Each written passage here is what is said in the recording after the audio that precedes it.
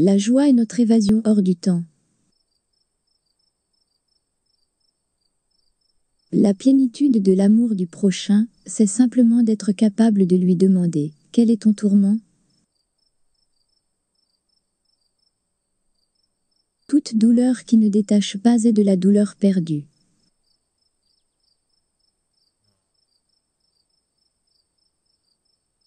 Considérez toujours les hommes au pouvoir comme des choses dangereuses. Quand on a péché par injustice, il ne suffit pas de souffrir justement, il faut souffrir l'injustice.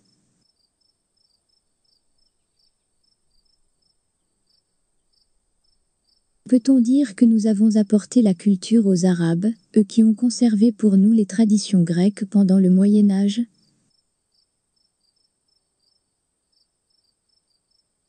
Aimer un étranger, comme soi-même implique comme contrepartie, s'aimer soi-même comme un étranger.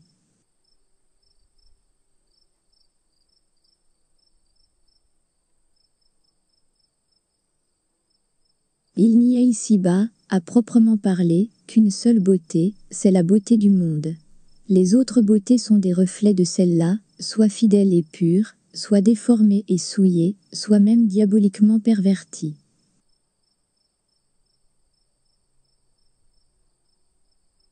Et si on conçoit la plénitude de la joie, la souffrance est encore à la joie, comme la faim à la nourriture.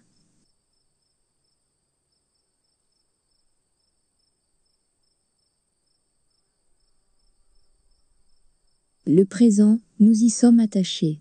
L'avenir, nous le fabriquons dans notre imagination. Seul le passé, quand nous ne le refabriquons pas, est réalité pure. Le temps est une image de l'éternité, mais c'est aussi un ersatz de l'éternité.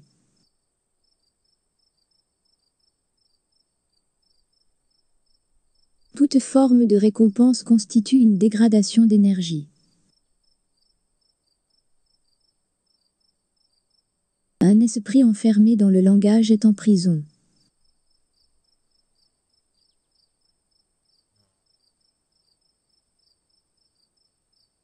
L'amour a besoin de réalité. Aimer à travers une apparence corporelle un être imaginaire, quoi de plus atroce, le jour où l'on s'en aperçoit? Bien plus atroce que la mort, car la mort n'empêche pas l'aimer d'avoir été.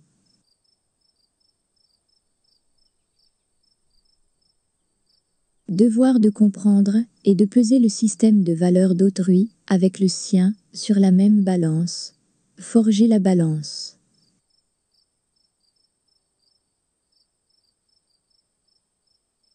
Accepter le mal qu'on nous fait comme remède à celui que nous avons fait.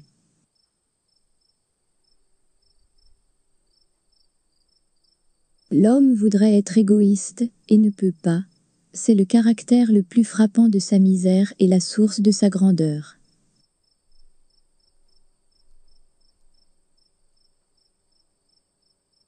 Dans le domaine de l'intelligence, la vertu d'humilité n'est pas autre chose que le pouvoir d'attention. La pureté est le pouvoir de contempler la souillure.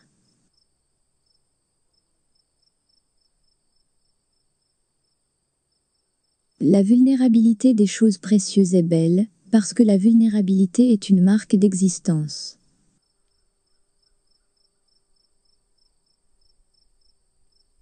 J'ai eu soudain la certitude que le christianisme est par excellence la religion des esclaves, que les esclaves ne peuvent pas ne pas y adhérer, et moi parmi les autres.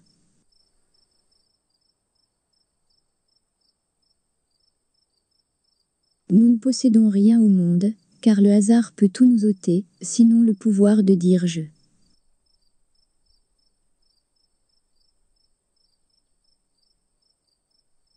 On dit souvent que la force est impuissante à dompter la pensée, mais pour que soit vrai, il faut qu'il y ait pensé.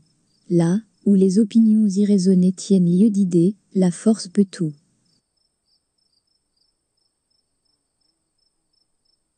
Dieu ne juge pas, par lui les êtres se jugent. L'amour instruit les dieux et les hommes, car nul n'apprend sans désirer apprendre.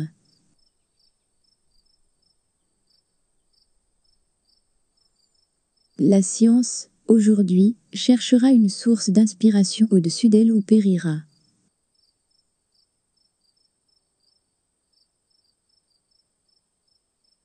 L'avenir ne nous apporte rien, ne nous donne rien, c'est nous qui, pour le construire, devons tout lui donner notre vie elle-même.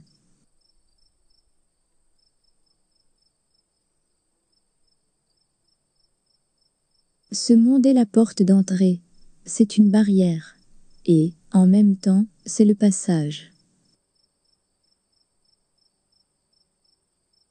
Le beau est ce qu'on ne peut pas vouloir changer. La beauté, c'est l'harmonie du hasard et du bien.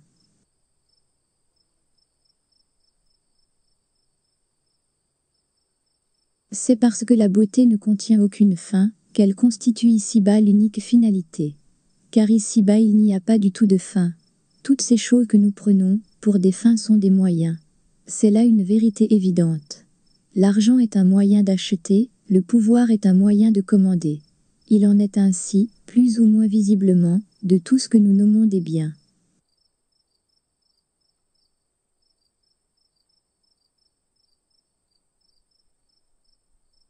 Tout ce qui est soumis au contact de la force est avili, quel que soit le contact. Frapper ou être frappé, c'est une seule et même souillure. Dieu et l'humanité ressemblent à deux amants qui, ayant fait erreur sur le lieu de rendez-vous, ne se rejoignent jamais.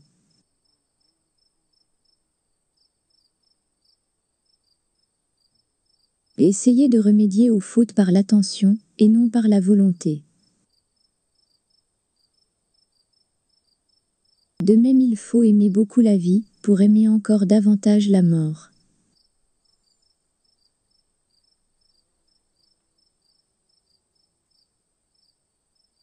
Deux prisonniers, dans des cachots voisins, qui communiquent par des coups frappés contre le mur. Le mur est ce qui les sépare, mais aussi ce qui leur permet de communiquer. Ainsi nous et Dieu. Toute séparation est un lien.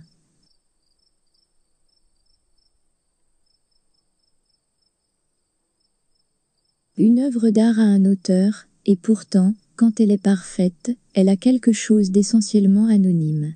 Elle imite l'anonymat de l'art divin. Ainsi la beauté du monde prouve un Dieu à la fois personnel et impersonnel, et ni l'un ni l'autre.